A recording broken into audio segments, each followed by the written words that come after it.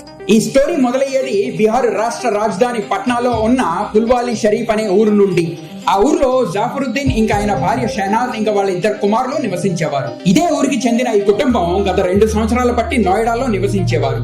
మే 1, 2022 ఆ సంవత్సరం ఈద్ వేడుకలు బంధుమిత్రులతో జరుపుకోవడానికి జాఫరుద్దీన్ ఆయన కుటుంబంతో పాటు సొంతూరుకు వచ్చారు. ఈ ఊర్లో ఆయన అత్తగారి ఇంటి పక్కనే జాఫరుద్దీన్ కి ఒక ఇల్లు ఉంది. 1వ తారీఖు డిన్నర్ తర్వాత జాఫరుద్దీన్ ఒక రూమ్ లో పడుకుంటే పిల్లలతో షహనాజ్ ఇంకో రూమ్ లో పడుకుంది. తర్వాత రోజు పొద్దున్న పెద్ద కొడుకు తండ్రి నిద్రిస్తున్న రూమ్ లోకి వెళ్ళినప్పుడు అక్కడున్న దృశ్యం చూసి అరుచుకుంటూ బయటకు వచ్చాడు. కొడుకు అరుపు విన్న షహనాజ్ ఆ రూమ్ లోకి వెళ్ళినప్పుడు అక్కడ రక్తపు మడుగులో నిర్జీవంగా పడున్న తన భర్త జాఫరుద్దీన్ ని చూసి షహనాజ్ గట్టిగా అరుస్తూ రోధించింది. అరుపులు విన్న ఇరుగు పొరుగు వాళ్ళ ఇంట్లోకి వచ్చి చూసినప్పుడు వాళ్ళకి జాఫరుద్దీన్ మృత శరీరం పక్కని రక్తంతో తడిస్తున్న కుక్కర్ కనిపించింది. జాఫరుద్దీన్ ని ఆ కుక్కర్ తో కొట్టి చంపుంటారని అనుకోని ఆ రూమ్ లో ఉన్న వేటిని ముట్టుకోకుండా అక్కడ ఉన్న వాళ్ళు పోలీసులకి కంప్లైంట్ చేశారు. రంజాన్ పండగ వేడుకల్లో ఎంతో సంతోషంగా ఉండవలసిన కుటుంబం ఇప్పుడు విషాద సాగరంలో మునిగిపోయింది. ఘటనా స్థలానికి చేరుకున్న పోలీసులు అక్కడ దృశ్యం చూసి ఇటువంటి కిరాతకం ఆయన సర్వీస్ లో ఇప్పటిదాకా చూడలేదని అందులో ఒక పోలీస్ ఆఫీసర్ చెప్పాడు. జాఫరుద్దీన్ బాడీని పోస్ట్మార్టం పంపించి పోలీసులు ఘటనా స్థలంలో ఉన్న కుక్కర్ ని ఫోరెన్సిక్ ల్యాబ్ కి పంపించారు. ఇంకా ఆలస్యం చేయకుండా పోలీసులు వాళ్ళ దర్యాప్తు మొదలుపెట్టి మొదట జాఫరుద్దీన్ పెద్ద కొడుకుని పిలిచి జరిగిందేంటో చెప్పమన్నారు. అందరికంటే ముందు లేచి తండ్రి నిద్రిస్తున్న రూమ్ లోకి వెళ్లి చూసినప్పుడు తన తండ్రి రక్తపు మడుగులో పడి ఉండడం చూసి అరుచుకుంటూ బయటకు వచ్చానని పెద్ద కుమారుడు చెప్పాడు. ఆ తర్వాత పోలీసులు షహనాజ్ ని పిలిచి ఆ రాత్రి ఏం జరిగిందో చెప్పమన్నారు. 2 రోజుల్లో రంజాన్ పండగ కాబట్టి తన భర్త జాఫరుద్దీన్ ఇతర కుమారులను తీసుకుని షాపింగ్ కి వెళ్ళాడని, ఇంకా తన ఇంట్లోనే ఉండి భర్త జాఫరుద్దీన్ కి ఇష్టమైన చికెన్ బిర్యానీ చేశానని షహనాజ్ చెప్పింది. భర్త కొడుకులు షాపింగ్ నుంచి వచ్చిన తర్వాత ఆ రాత్రి అందరూ కలిసి డిన్నర్ చేసి వేరే వేరే రూముల్లో పడుకున్నామని షహనాజ్ పోలీసులకి చెప్పింది. అయితే అర్ధరాత్రి ఒక శబ్దంతో ఆమెకు మేల్కు వచ్చినప్పుడు ఆమెకి ఇంట్లో 2 దుండగులు కనిపించారని, అరుస్తే తన ఇతర కుమారులు చంపేస్తానని అందులో ఉన్న ఒకడు బెదిరించాడని, మరొకడు తన మీద ఏదో స్ప్రే చేశాడని, ఆ తర్వాత ఏం జరిగిందో తెలియదని షహనాజ్ పోలీసులకి చెప్పింది. పోలీసులు మొదట దీన్ని దోపిడీ కోసం జరిగిన హత్యగా భావించి మెయిన్ డోర్ ని చెక్ చేశారు. అక్కడ చెక్ చేసినప్పుడు ఆ తలుపుకి కానీ ద్వారానికి కానీ ఎటువంటి డ్యామేజ్ పోలీసులకి కనిపించలేదు. బలవంతంగా ఇంట్లోకి ప్రవేశించిన ఆనవాళ్ళు ఏవి కూడా పోలీసులకి కనిపించలేదు. ఇదే కాకుండా ఇంట్లో ఉన్న తక్కిన గోల్డ్, ఐఫోన్స్ ఇంకా వేరే విలువైన వస్తువులు ఏవి కూడా మిస్ అవ్వలేదన్న విషయం పోలీసులు తెలుసుకున్నారు. దానివల్లే ఈ కుటుంబానికి బాగా పరిచయస్తులే ఈ హత్య చేస్తుంటారని భావించిన పోలీసులు ఆ దిశగా వాళ్ళ దర్యాప్తుని కొనసాగించారు. ఈ హత్య దోపిడీ కోసం జరగలేదని నిర్ధారించిన పోలీసులు కుటుంబ సభ్యుల్ని, బంధుమిత్రుల్ని ఇంకా ఇరుగు పొరుగు వాళ్ళని ఎంక్వైరీ చేయడం మొదలుపెట్టారు. ఎంతమందిని ఎన్ని విధాలా ప్రశ్నించినప్పటికీ పోలీసులకి ఎటువంటి ఆధారాలు దొరకలేదు. షహనాజ్ మొబైల్ ఇంకా కాల్ రికార్డ్స్ డేటాని కూడా చెక్ చేశారు. కానీ పోలీసులకి అక్కడ కూడా చొక్కెదురైంది. జరిగిన ఘటన మీద ఇంటి వాళ్ళ హస్తం ఉందని గట్టిగా నమ్మిన పోలీసులు షహనాజ్ మీద రహస్య దర్యాప్తు మొదలు పెట్టారు. అందులో భాగంగానే షహనాజ్ పెళ్లికి ముందు జీవితం గురించి పోలీసులు ఎంక్వైరీ చేశారు. షహనాజ్ స్కూల్లో ఉన్నప్పుడే ఆమెకు ఒక బాయ్ ఫ్రెండ్ ఉండేవాడు. ఆయన పేరే కమాల్. ఇంకా షహనాజ్ ప్రేమ కథ స్కూల్లో చాలా ప్రసిద్ధి కలిగింది. స్కూల్లో ఓపెన్ గా వీళ్ళు ఒకళ్ళ మీద ఒకళ్ళు ప్రేమ కనపరిచేవాళ్ళు. స్కూల్ లోపట బయట వీళ్ళిద్దరూ చేతుల్లో చెయ్యేసి నడిచేవాళ్ళు. అందరూ వీళ్ళ గురించే గుసగుసలాడుకునేవారు. ఆ నోట ఈ విషయం ప్రిన్సిపల్ వరకు చేరింది. ప్రిన్సిపల్ వీళ్ళిద్దరిని పిలిచి వీళ్ళ ప్రవర్తనని మార్చుకోమని గట్టి వార్నింగ్ ఇచ్చారు. అయితే వీళ్ళిద్దరిలో ఎటువంటి మార్పు లేకపోవడం వలన ప్రిన్సిపల్ మళ్ళీ వీళ్ళిద్దరిని పిలిచి మీ విషయం మీ తల్లిదండ్రులు చెప్పి మిమ్మల్ని స్కూల్లోంచి తీసేస్తామని బెదిరించగానే షహనాజ్ ఇంకా కమాల్ బాగా భయపడి వాళ్ళ ప్రవర్తనని మార్చుకుంటామని ప్రిన్సిపల్ కి మాటిచ్చారు. అయితే అప్పటికే 10వ తరగతి చదువుతున్న వీళ్ళిద్దరిని స్కూల్లోంచి తీసినా లేక వాళ్ళ విషయం తల్లిదండ్రులకి తెలిసినా వాళ్ళ ఇద్దరిని వాళ్ళ తల్లిదండ్రులు ఇంకా కలుసుకొనియరు అని భావించి 10వ తరగతి ఎగ్జామ్స్ అయిపోయేంత వరకు ఎవరికంటా పడకుండా హద్దుల్లో ఉన్నారు. 10వ తరగతి పరీక్షలు అయిపోయి స్కూల్ వదిలిపెట్టిన తర్వాత వీళ్ళిద్దరూ రోజు కలుసుకునేవారు. ఈ విషయం షహనాజ్ ఇరుగు పొరుగు వాళ్ళ ద్వారా ఆమె తల్లిదండ్రుల వరకు చేరింది. అయితే షహనాజ్ తల్లిదండ్రులు ఆమెని నిలదీసినప్పుడు తను కమాల్ ప్రేమించుకుంటున్నారని, ఇంకా చేసుకుంటే ఆమె కమాల్నే పెళ్లి చేసుకుంటానని షహనాజ్ ఆమె తల్లిదండ్రులకి సూటిగా చెప్పింది.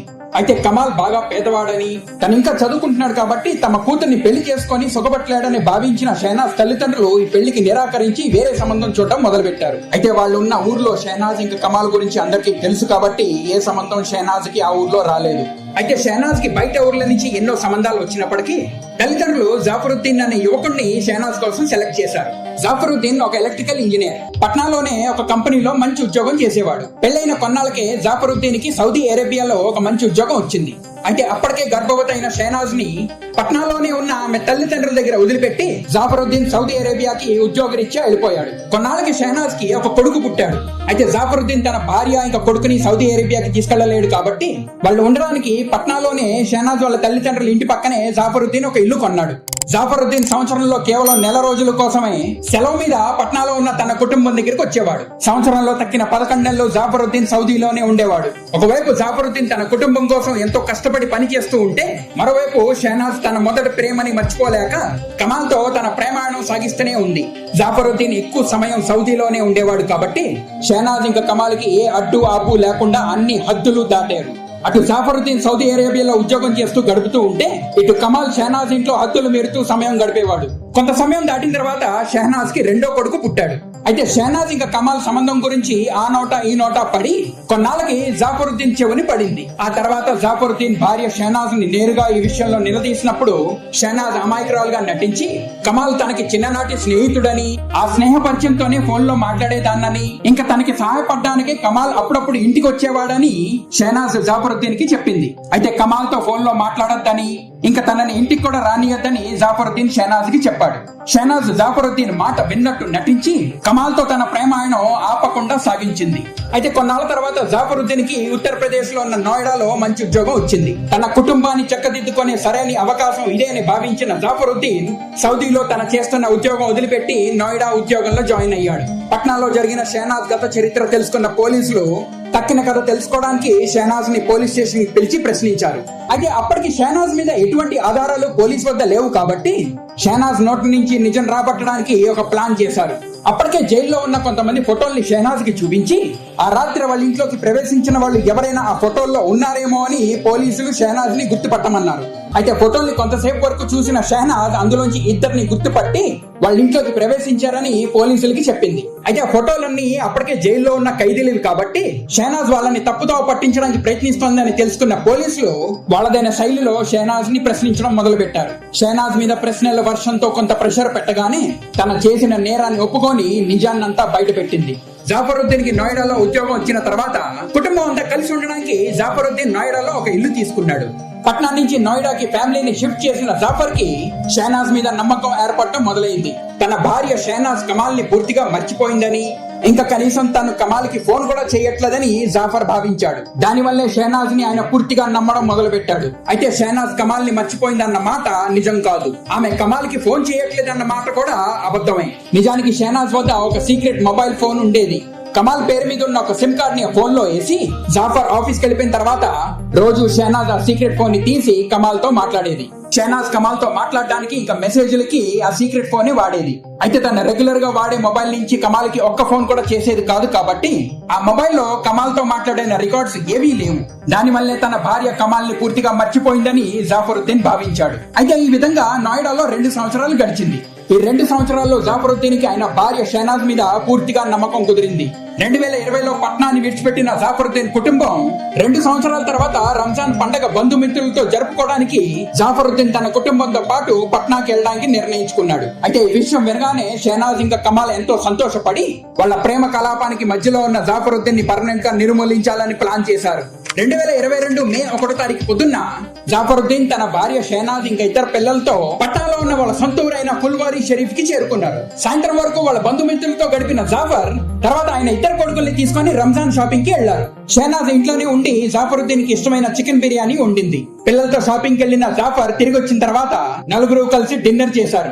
డిన్నర్ తర్వాత షహనాజ్ తన ప్లాన్ ని అమలుపరచడం మొదలు పెట్టింది. మొదట జాఫర్ తో ఏదో విషయమై గొడవ ఆడి ఆ రాత్రి వాళ్ళతో కాకుండా వేరే రూమ్ లో పడుకోవాలని ఆయనకి చెప్పింది. వాళ్ళ ప్లాన్ ని అమలుపరచడానికి జాఫరుద్దీన్ వేరే రూమ్ లో పడుకోవడం చాలా అవసరం కాబట్టి షహనాజ్ ఆ విధంగా చేసింది. అర్ధరాత్రి అందరూ నిశ్శబ్దంగా పడుకున్న సమయంలో తన సీక్రెట్ ఫోన్ తో షహనాజ్ కమాల్ కి ఫోన్ చేసి లైన్ క్లియర్ అని చెప్పి మెయిన్ డోర్ తెరిచి పెట్టింది. ఇంటి పక్కనే ఉన్న కమాల్ వెంటనే ఇంట్లోకి వచ్చి గ్లౌస్ తొడుక్కొని షహనాజ్ అప్పటికే సిద్ధపరిచి ఉంచిన ప్రెషర్ కుక్కర్ తీసుకొని గాఢ నిద్రలో ఉన్న జాఫరుద్దీన్ నెత్తి మీద గట్టిగా కొట్టాడు. ఒక దెబ్బకే ప్రాణం కోల్పోయిన జాఫరుద్దీన్ తలపైన షహనాజ్ ఇంకా కమాల్ ప్రెషర్ కుక్కర్ తో చాలా సార్లు కొట్టారు. జాఫరుద్దీన్ చనిపోయాడు అని నిర్ధారించుకున్న తర్వాత హత్య ఆయుధం అయిన ప్రెషర్ కుక్కర్ ని అక్కడే వదిలిపెట్టి కమాల్ ఇంట్లోంచి వెళ్ళిపోయాడు. షహనాజ్ మళ్ళీ తన గదిలోకి వెళ్లి తెల్లవారేంత వరకు వెయిట్ చేసింది.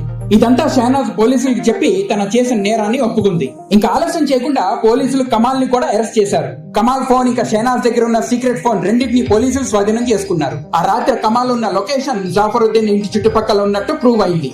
అదే కాకుండా ఈ ఫోన్స్ లో ఉన్న మెసేజెస్ ఇంకా కాల్ రికార్డ్స్ ఈ కేసుకి ఇప్పుడు కీలకమైన ఆధారాలు. ఘటన జరిగిన కేవలం 8 రోజుల్లోనే అంటే మే 10వ తారీఖుని నిందితులైన షహనాజ్ ఇంకా కమాల్ ని పోలీసులు అరెస్ట్ చేశారు. షహనాజ్ ఇంకా కమాల్ ప్రస్తుతానికి పట్నా జైల్లో ఉన్నారు. ఈ కేసు ఇప్పుడు కోర్టులో ఉంది. నిందితులకి కఠినమైన శిక్ష పడాలని ఆశిద్దాం. మరొక సెన్సేషనల్ కేసు వీడియోతో మీ ముందుకు వస్తాను. అంతవరకు సెలవు. జై హింద్, జై భారత్.